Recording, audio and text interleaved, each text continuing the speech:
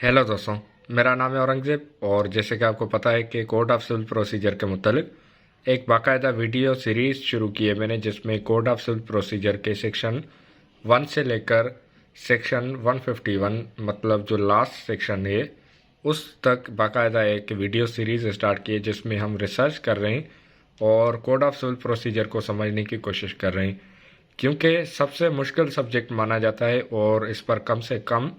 बात होती है, जिस वजह से हमें सिविल प्रोसीजर समझने में मुश्किल होती है और जो अदालती निज़ाम उमूर हैं वो समझने में बाकायदा दिक्कत आती है। तो मेरा ये वीडियो बनाने का मकसद आप लोगों की ना सिर्फ कानूनी रहनुमाई बल्कि आपके लिए कोड ऑफ सिविल प्रोसीजर को आसान से आसान तर बनाना है। अगर आप स्टूडेंट हैं तो भी आपके लिए फ़ायदा मंद होगा, अगर आप साइल हैं तो भी आपके लिए कोड ऑफ सिविल प्रोसीजर एक प्रोसीजर के तौर पर आपको बात समझ में आ जाएगी कि किस तरह से अदालतों के उमूर या जो निज़ाम है वो चलाए जाते हैं। आप देख सकते हैं कि इसी यूट्यूब चैनल पर या फिर Facebook channel doctrine of law पर मुकम्मल वीडियो सीरीज़ एक सेक्शन 1 से लेकर लास्ट सेक्शन तक पड़ी हुई है, या फिर जो अभी सीरीज़ है उसको कंटिन्यू कर रहा हूँ और उसमें बाकायदा सेक्शन वाइज वीडियोस बनाता जा रहा हूँ। सेक्शन 1 से लेकर आज तक, जब मैं ये वीडियो रिकॉर्ड कर रहा हूँ आज की डेट पे 5/1/2023 को, सेक्शन 62 तक हमने बात की हुई है। सेक्शन 62 के बाद आता है सेक्शन 63, तो इसको स्टार्ट करते हैं। और आप देख सकते हैं कि section 63 property attached in execution of decrees of several courts, मुख्तलिफ अदालतों में डिक्री पर अमल दरामद कराने के मामले में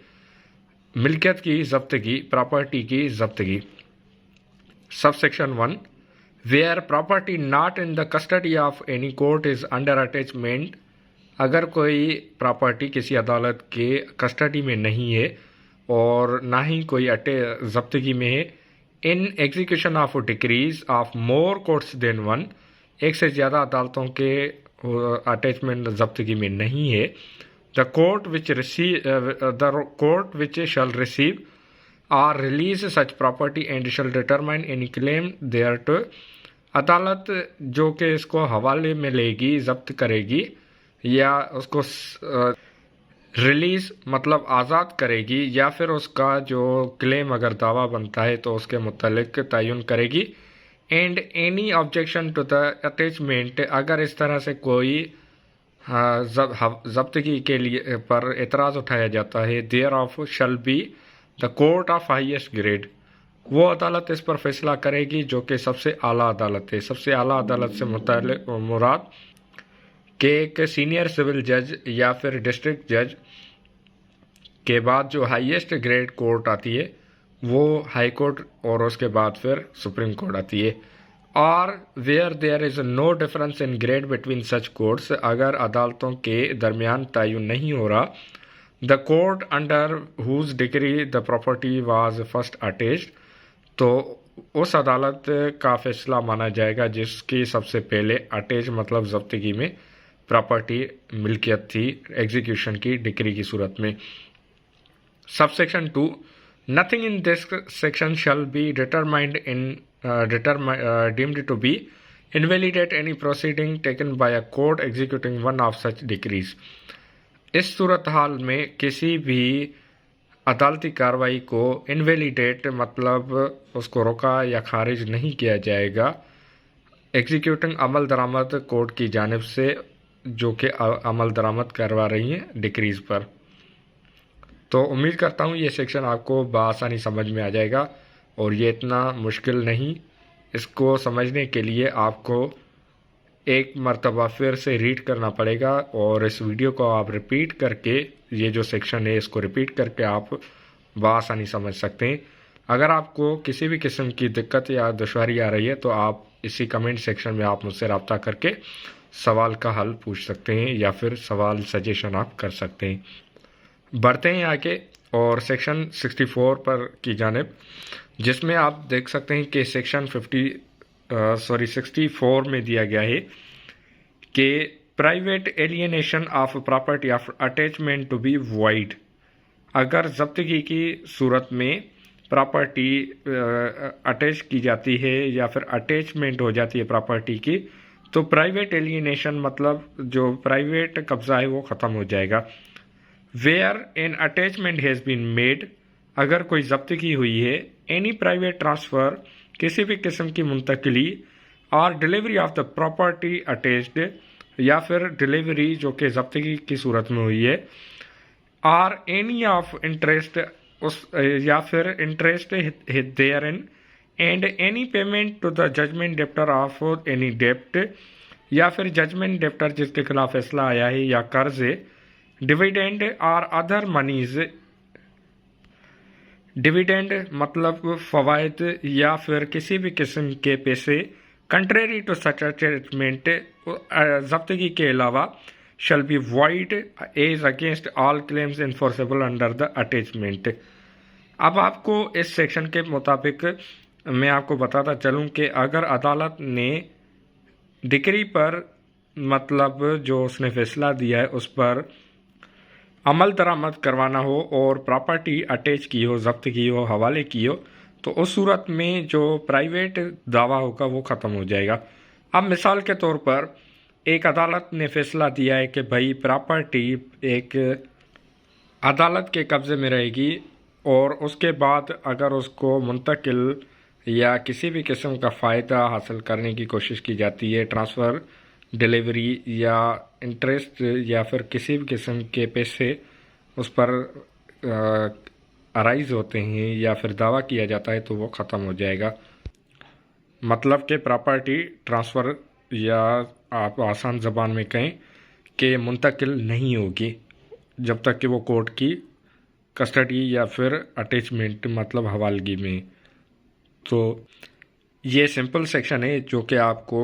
बआसानी समझ में आ गया होगा। अगर आप सवाल चाहते हैं तो मैं आपको जवाब दे सकता हूँ कमेंट सेक्शन में। अच्छा, इसके मुतालिक मैं आपको मिसाल देता चलूँ कि अगर अदालत ने फैसला दिया है कि प्रॉपर्टी ज़ब्त की जाए, लेकिन जो जजमेंट डेप्टर है वो आगे से प्रॉपर्टी बेचना चाहता है, ट्रांसफ़र मुंतकिल करना चाहता है, तो वो नहीं कर सकता जब तक कि अदालत तयन नहीं कर देती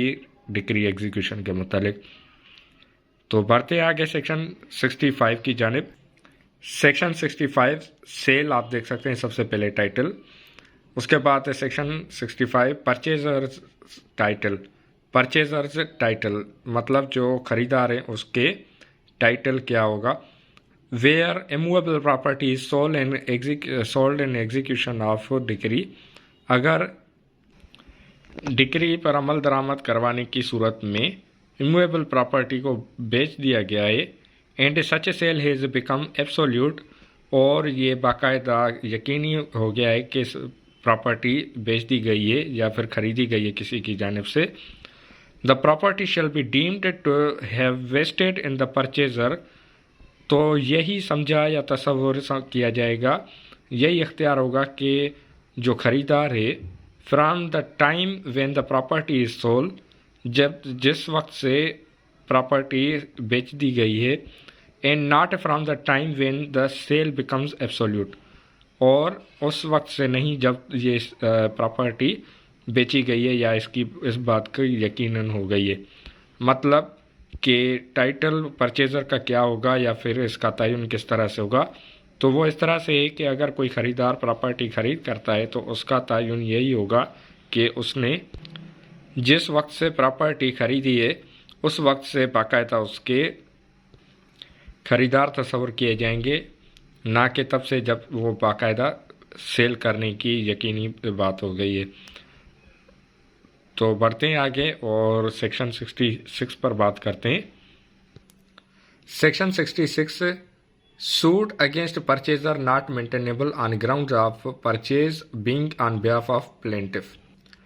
सूट अगेंस्ट परचेजर मतलब खरीदार के खिलाफ मुकदमा नॉट मेंटेनेबल सुनने के काबिल नहीं होगा, on grounds of purchase being on behalf of plaintiff, अगर प्लेंटिफ की जानिब से खरीदारी की जाती है। No suit shall be maintained against any person claiming title under a purchase certified by the court in such manner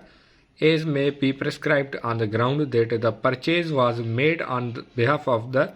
plaintiff or on behalf of someone through whom plaintiff claims। इस section के simple माने यही हैं कि अगर कोई plaintiff के ब्याह पर, मिसाल के तौर पर प्लेंटिफ का कोई रिश्तेदार प्रॉपर्टी खरीद कर और प्लेंटिफ के हवाले कर देता है तो उसकी सूरत में मुकदमा नहीं होगा। अब मिसाल के तौर पर एक परचेज प्लेंटिफ के बिहाफ पर कोई अगर प्रॉपर्टी खरीदता है तो उस सूरत में जो प्लेंटिफ के बिहाफ पर अगर किसी ने प्रॉपर्टी खरीद की है तो उसके खिलाफ मुकदमा दाखिल नहीं किया जाएगा, ना ही किसी और के खिलाफ जिसने प्लेंटिफ के लिए कोई प्रॉपर्टी खरीदी है। Subsection 2, nothing in this section shall bar a suit. इस सेक्शन में मना नहीं होगा कि मुकदमा दाखिल किया जाए। तो ऑब्टेन डिक्लेरेशन के डिक्लेरेशन हासिल की जाए that the name of any purchaser certified as aforesaid was inserted in the certificate fraudulently or without the consent of the real purchaser or interfere with the right of a third person to proceed against that property through ostensibly sold to the certified purchaser on the ground that it is liable to satisfy a claim of such third person against the real owner। के मुकदमा दाखिल हो सकता है declaration का कि अगर किसी खरीदार ने प्रॉपर्टी खरीदी है लेकिन जो प्लेंटिफ है उनको पता ही नहीं है, उनके लिए प्रॉपर्टी उनके लिए अगर किसी ने मिसाल के तौर पर खरीदी है लेकिन वो फिर बाद में मुकर जाता है तो उस सूरत में मुकदमा दाखिल किया जा सकता है। तो ये सिंपल सेक्शन है। आगे बढ़ते हैं सेक्शन 67 की जानिब। और section 67, power for provincial government to make rules as to sales of land in execution of decrees for payment of money। मुकदमे के फैसले के अमल दरामद की सूरत में अगर सूबाई हुकूमत चाहे तो रूल्स बना सकती है जो ज़मीन बेचकर पैसे वसूली के लिए अमल दरामद की जा रही है। The provincial government may by notification in the official gazette, सूबाई गवर्नमेंट हुकूमत अगर चाहे तो ऑफिशियल सरकारी गजेट में make rules for any local area, किसी भी लोकल एरिया के लिए इम्पोजिंग कंडीशंस, शरत व शराइत कर सकती है in respect of the sale of any class of interest in land in execution of decrees for the payment of money. के अगर कोई ज़मीन बेची जाएगी तो उसके लिए जो पैसों की अदायगी होगी उसका तरीक़ेकार या फिर अदालती फैसले पर अमल दरामद का तयन करेगी। Where such interest are so uncertain, अगर इंटरेस्ट हासिल करने में गैर यकीनी सूरत हाल पैदा होती है, or under undetermined as in the opinion of the provincial government to make it impossible to fix their value, तो उस सूरत में ये नामुमकिन हो जाता है कि कितना उसका वैल्यू होगा। तो उसके लिए आप देख सकते हैं कि सबसेक्शन 1 का जो टाइटल है सेक्शन 67 का, इसके क्या माना है और जो नीचे हम पढ़ रहे हैं इसके कोई और ही माना है। मतलब ये बेकार किस्म की लेजिस्लेशन कानून साजी की गई है, जैसे हमेशा इस पर तनकीद करते रहते हैं। बहरहाल हमें तो इसको पढ़ना है और फिर आगे समझना है। तो आ जाते हैं सबसेक्शन 2 की जानिब। When on the date of on which this code came into operation in any local area, any special rules as to sale of land and execution of decrees were in force there in the provincial government may by notification in the official gazette declare such rules to be in force or may by like a notification modify the same। अगर सूबाई हुकूमत चाहे तो जो उसूल हैं वो was कर सकती है या फिर उसूल बना सकती है, उनको मॉडिफाई भी कर सकती है और ये बाकायदा नोटिफिकेशन जारी कर सकती है या फिर ऑफिशियल गजेट में उनको जारी किया जा सकता है। Every notification issued in the exercise of the powers conferred by this subsection shall set out the rules so continued or modified. अगर नोटिफिकेशन जारी किया जाएगा तो उसके जो अख्तियारात हैं वो इस तरह से ही होंगे जैसे कि वो उसूल या तो बनाए गए हैं या फिर मॉडिफाई किए गए हैं, उनको जारी किया गया है या फिर तरमीम की गई है। बढ़ते हैं आगे और सेक्शन 68 के मुतालिक बात करते हैं, जिसका आप टाइटल ऊपर देख सकते हैं, delegation to collector of power to execute decrees against immovable property. Collector को अख्तियारात देने का तरीक़ेकार के डिक्रीज पर अमल दरामद करवाने के तरीका वाज़ेह करे या उसको अख्तियारात सौंपने का जो कानून है वो नीचे बयान किया गया। Section 68 Power to prescribe rules for transferring to collector execution of certain decrees। Power to prescribe rules मतलब उसूल वाज़ेह करने के अख्तियारात फॉर ट्रांसफरिंग टू कलेक्टर को अख्तियारात मुंतकिल करने के तरीक़ेकार for execution of certain decrees बाज़ अदालती फ़ैसलों पर अमल दरामद करने के अख्तियारात कलेक्टर को किस तरह से हैं, तो नीचे बताया गया है। The provincial government may declare by notification in the official gazette that in any local area the execution of decrees in cases in which a court has ordered any immovable property to be sold or the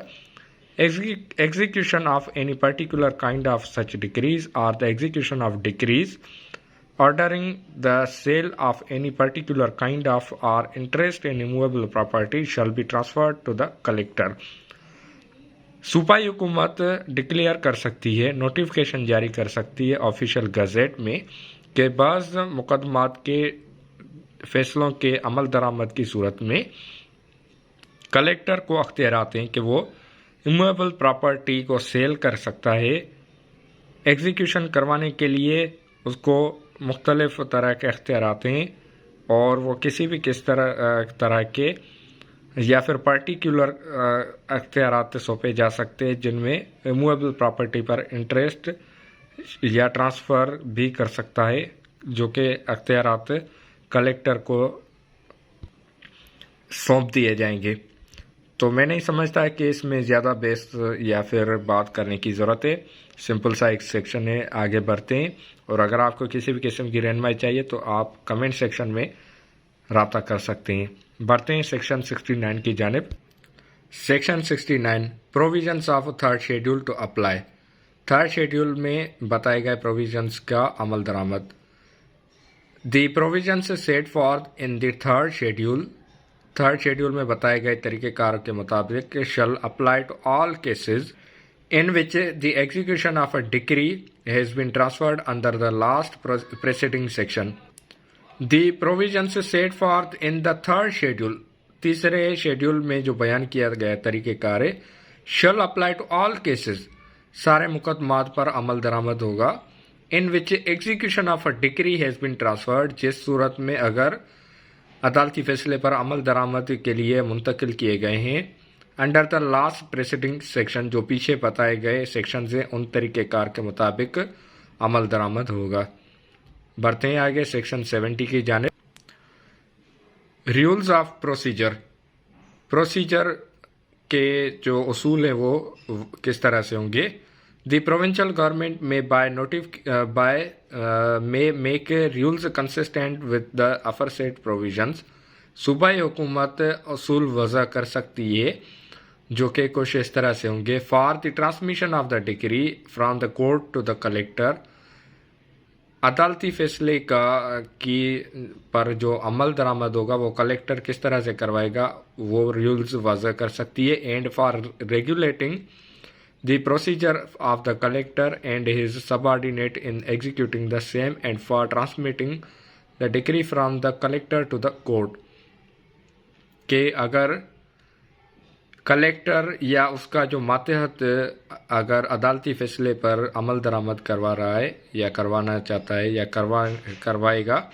तो उसका तरीक़ेकार सूबाई हुकूमत तयन करेगी, या फिर collector से वापस अगर अदालत उस पर अमल दरामद कराएगी डिक्री पर तो उसका भी तरीक़ेकार सूबाई हुकूमत वाज़ह करेगी। Be conferring upon the collector or any gazetted subordinate of the collector all or any of the powers which the court might exercise in the execution of the decree if the execution thereof had not been transferred to the collector. सौंप सकती है किसी भी किस्म के अख्तियारात जो कि अगर कलेक्टर को अख्तियारात नहीं भी थे या जो अख्तियारात अदालत इस्तेमाल कर सकती है वो कलेक्टर को दे सकती है। सूबाई हुकूमत इस तरह का प्रोसीजर बनाएगी। यहाँ पर मैं आपको एक छोटी सी मिसाल देना चाहूँगा कि अगर किसी प्रॉपर्टी के लिए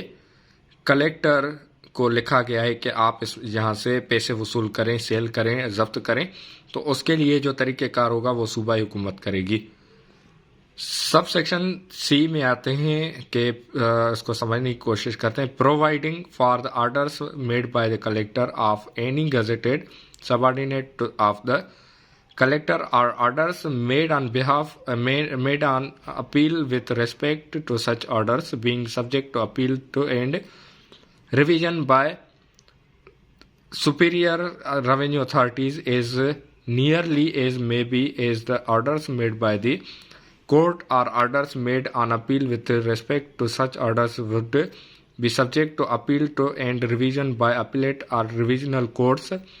under this code or other law for the time being in force if the decree has not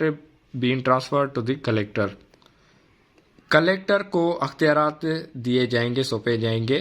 कि वो अमल दरामद करवाए, और अगर अपील दाखिल की जाती है अदालत में या फिर रिविजनल दाखिल की जाती है हायर सुपीरियर रेवेन्यू अथॉरिटीज़ को, तो उस पर जो तरीक़ेकार होगा, सुनवाई होगा, वो भी सूबाई हुकूमत तयन करेगी। इसका सिंपल जो मकसद मफ़हूम है वो यही है कि सूबाई हुकूमत तयन करेगी, तरीक़ेकार बताएगी कि अदालती फ़ैसले पर अमल दरामद किस तरह से होगा। मुख्तसर सी बात यही होगी। बढ़ते हैं आगे सेक्शन 70 के सब सेक्शन 2 की जानिब के jurisdiction of civil courts barred. सूबाई अदालतों के अख्तियारात मना किए या बार्ड मतलब ख़त्म किए गए या रोके गए। A power conferred by rules made under sub section 1 upon the collector or any gazetted subordinate of the collector or upon any appellate or revisional authority shall not be exercisable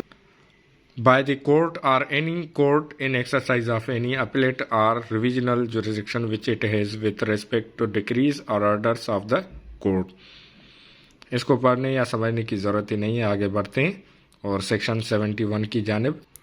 section 71 collector deemed to be acting judicially. Collector मतलब जो एक सरकारी officer है जो कि revenue के मामला देखता है सूबाई हुकूमत के या वफाकी हुकूमत के, deemed to be acting judiciary, वो इस तरह से समझा जाएगा कि वो अदालती इख्तियारात इस्तेमाल कर रहा है या वो अदालती मेंबर है या अदालत की तरफ से मुकर्रर किया गया है, या इस तरह से समझा जाएगा कि वो अदालत का हिस्सा है। In executing a decree transferred to the collector under section 68 the collector and his subordinates shall be deemed to be acting judicially. अगर कलेक्टर जो कि एक रेवेन्यू के मामला देखते हैं उनको ट्रांसफ़र की गई है अदालती फ़ैसले के लिए, डिक्री अमल दरामद के लिए मुंतकिल की गई है, तो सेक्शन 68 में जिस तरह से बताया गया है कि वो जो सारे इख्तियारात इस्तेमाल करेंगे वो इस तरह से होंगे कि जो जुडिशल ऑफिसर के होते हैं। आपको पता होगा कि जुडिशल ऑफिसर मतलब जो अदालत की जुडिशरी में अपॉइंट किया गया होता है, तो उसके अख्तियारात। बढ़ते हैं आगे section 72 where court may authorise collector to stay public sale of land. Where court may authorise अदालत अख्तियार दे सकती है to stay public sale of land, ज़मीन की खरीदो फरोख्त के मामलात को रोकने के अख्तियारात या अथोराइज कर सकती है कलेक्टर को। Where in any local area in which no declaration under section 60 is in force the property attached consist of land or of a share in land and the collector represents to the court that the public sale of the land or share is objectionable and that satisfaction of the decree may be made within a reasonable period by a temporary alienation of the land or share. The court may authorize the collector to provide for such satisfaction in the manner recommended by him instead of proceeding to a sale of the land or share. In every such case, the provision of section 69 to 71 and any rules made in pursuance thereof shall apply so far as they are applicable. Section 72 के माने हैं कि अदालत अख्तियार दे सकती है, authorise कर सकती है कि अवामी प्रॉपर्टी जो कि पब्लिक सेल होती है उसको जो ज़मीन है, जगह है, उसको सेल करने से रोक सकती है या उसको मना भी कर सकती है कि ना बेचा जाए या सेल ना किया जाए। तो इस मामले में सेक्शन 68 से लेकर 71 के अख्तियारात कलेक्टर साहब को दिए जाएंगे या फिर फराम किए जाएंगे अदालत की जानिब से। अदालत अथोराइज कर सकती है कलेक्टर को कि जो पब्लिक सेल ऑफ लैंड है उसको स्टे के लिए अहकामात जारी कर सकती है। तो मिलते हैं आने वाली अगली वीडियो में, जब तक के लिए आपसे इजाज़त तलब करूँगा, इजाज़त चाहूँगा। और क्योंकि आज मेरी तबीयत सही नहीं है तो इस मुख्तसर सी वीडियो के ज़रिए आपको कोशिश की कि ज़्यादा से ज़्यादा समझाने की कोशिश करूं। इस वीडियो के ज़रिए हम समझने की कोशिश करें क्योंकि हम सब सीखने के एक स्टेज में हैं। तो उम्मीद करता हूं कि आपकी कानूनी रहनुमाई हुई होगी और ये जो सारे सेक्शंस हैं ये आपको बआसानी समझ में आ गए होंगे। अगर आप किसी भी किस्म की कानूनी रहनुमाई चाहते हैं तो मेरे YouTube चैनल के कमेंट सेक्शन में आप मुझसे रब्ता कर सकते हैं। ये वीडियोस आप दूसरों के साथ भी शेयर करें, खुद भी देखें और चैनल को सब्सक्राइब लाजमी करें और वीडियो को लाइक ज़रूर कीजिएगा। तो मिलते हैं आने वाली अगली वीडियोस में, तब तक अपना और अपने प्यारों का बहुत सारा ख्याल रखें। कानून पर खुद भी अमल करें और दूसरों को भी ताकीद करें। इंसाफ के हुसूल के लिए ज़्यादा से ज़्यादा जिदोजहद करें और ये बात गलत साबित करें कि पाकिस्तान में इंसाफ नहीं होता या इंसाफ नहीं मिलता।